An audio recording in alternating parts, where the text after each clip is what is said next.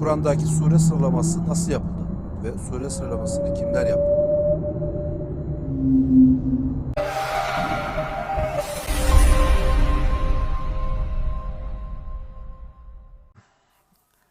Sure sıralamaları nasıl yapıldı diye çok soruluyor. Sure sıralamaları nasıl yapıldı? Nasıl yapıldı? Bunlar şöyle yani yaygın bir kanaat var.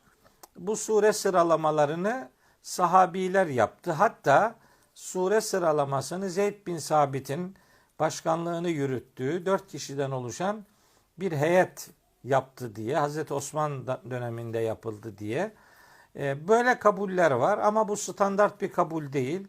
Yaygın kanaat bu olsa da herkesin kabul ettiği bir mesele değil bu. Surelerin sıralamasının tevkifi olduğu, yani bunların da aslında vahye dayalı olduğu, Cebrail Aleyhisselam'ın bunu öğrettiği peygamberimize, onun da yerlerini öyle belirlediği, son arza dediğimiz peygamberimizin her sene Ramazan'da yaptığı Cebrail Aleyhisselam'a sunumun son yıl 2 defa gerçekleştiği o arza dediğimiz sunumlarda Zeyd bin Sabit'in sonuncu olan ikisinde de bulunduğu ve peygamberimizin okumasına şahit olduğu, çok güçlü bir hafızası olması nedeniyle de sıralamayı oradan öğrenip daha sonra Hazreti Osman döneminde bu sıralamayı onun yapması dolayısıyla da sıralamanın da vahiy ile, yani peygamberi bir öğretiyle gerçekleştiğini söyleyebiliriz. Bir Kur'an talebesi olarak Kur'an surelerini biraz olsun tanıdığımı düşünüyorum.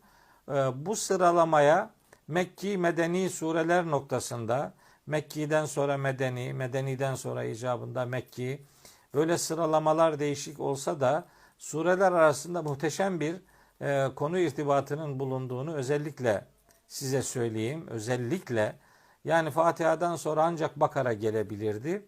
Bakara'dan sonra da ancak Ali İmran gelebilirdi. Ciddi söylüyorum. Surelerin arasında böyle çok nefis, çok hoş şeyler vardır. Neler vardır? Konu irtibatları vardır. O irtibatları nihayetinde bulan insanlar sure sıralamalarında vahiy ile gerçekleştiğini rahatlıkla söyleyebilirler. En azından o kanaatteyim. Yani bunu sahabiler sıraladı diyenler de var. Yok, kısmen sahabiler sıraladı, kısmen peygamberimiz tarafından öğrenildi diyenler de işte bu Seb-i Tıval denen sureleri ve Hamim denen surelerle kısa sureleri peygamberimizin öğrettiği, geri kalan Mesani ve Mi'un sureler var. Onların işte icdihatla şekillendiği beyan ediliyor. Ben şimdi vahyin metni üzerinden tartışmaların açılmaması için, bu vahyi tartışmalara konu edinmemek için bu tür farklı düşüncelerin, vahiy üzerinden farklı düşüncelerin doğru sonuç vermeyeceğini, yararlı bir işe merhem olmayacağını düşünüyorum.